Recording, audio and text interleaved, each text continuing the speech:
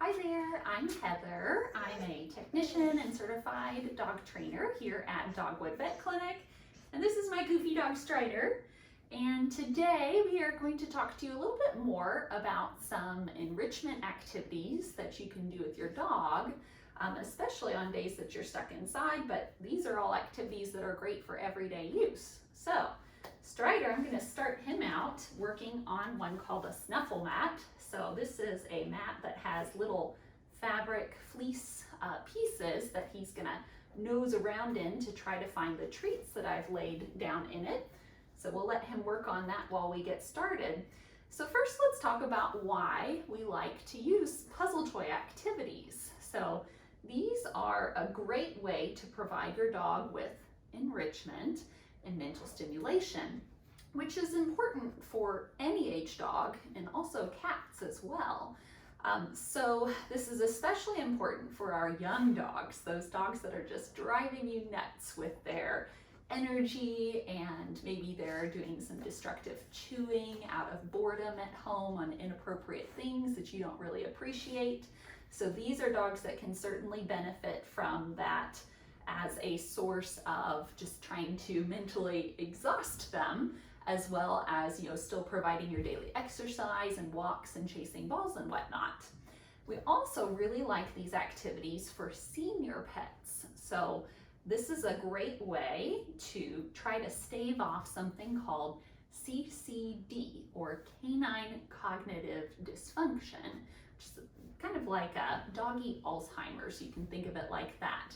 And doing a mental exercise with them can just help keep their brain active and help to stave that off.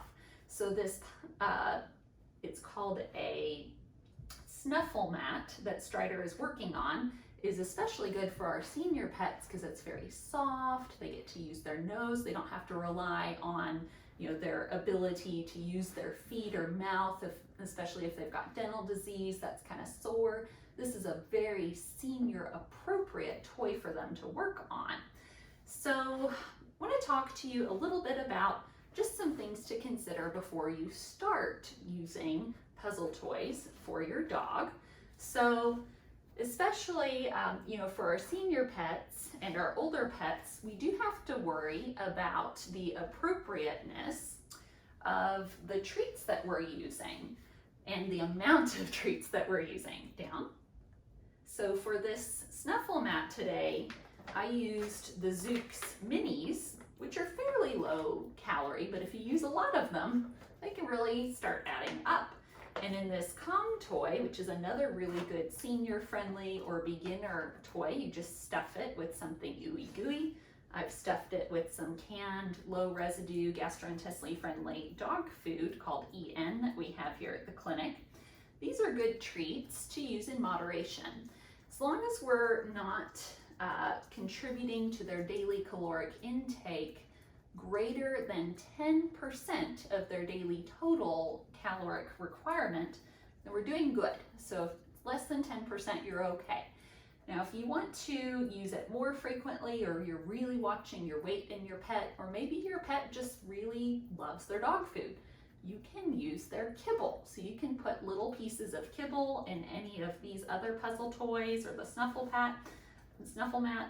For the Calm toy, you can even moisten their regular dog food with a little bit of hot water or some low sodium chicken broth. Stuff that in there, and that works really well too. This one, as they start to get better at the Calm toy, you can actually freeze it to make it last longer or provide a fun summer treat. And that's going to be a little bit of an added challenge. Strider is pretty good with this, so he's probably already about halfway through that Calm toy.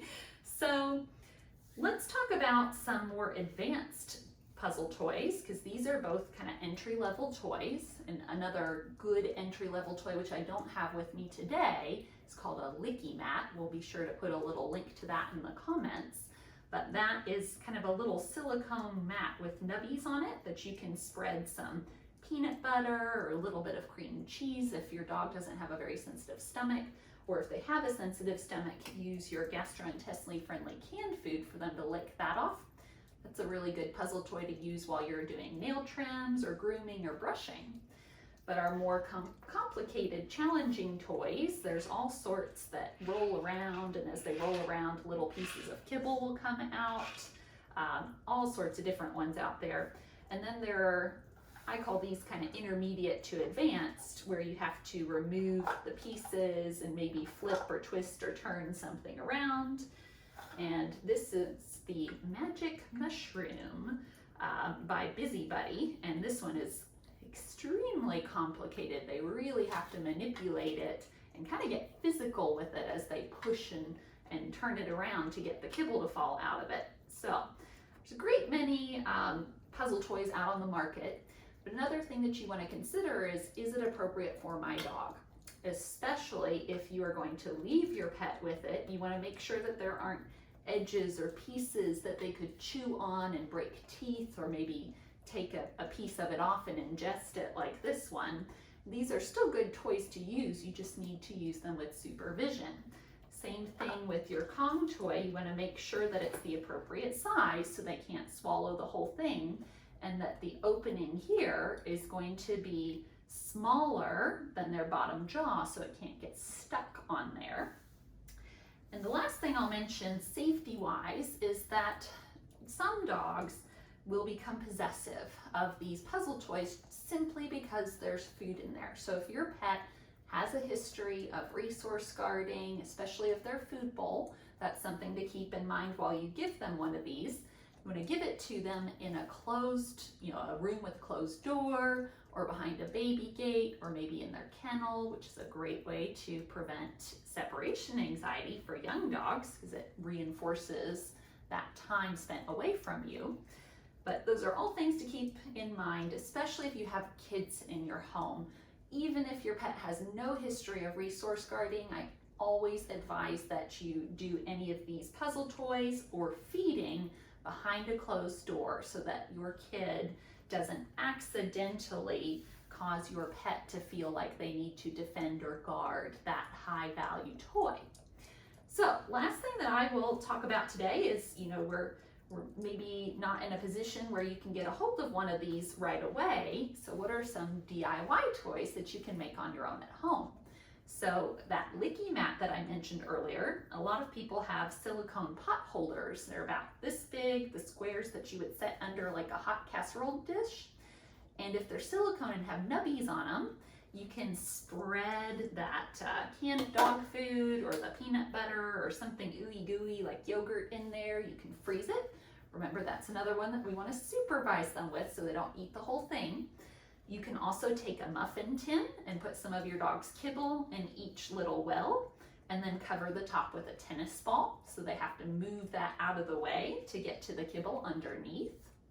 And then we could also even just make our own kind of snuffle mat by taking a large blanket or sheet and sprinkle treats in it and just fold the corners in, sprinkle some more treats, fold it in again, maybe even put that inside of a large cardboard box if your dog is kind of a higher level dog in terms of finding that too easy for them as a puzzle toy. So those are all great places to start just on a DIY basis. So we hope that some of this information is useful, and of course if you have any questions at any point in time, feel free to reach out to myself or Dr. Chris or Dr. Katie for questions about your individual pet. We hope you all have a nice day.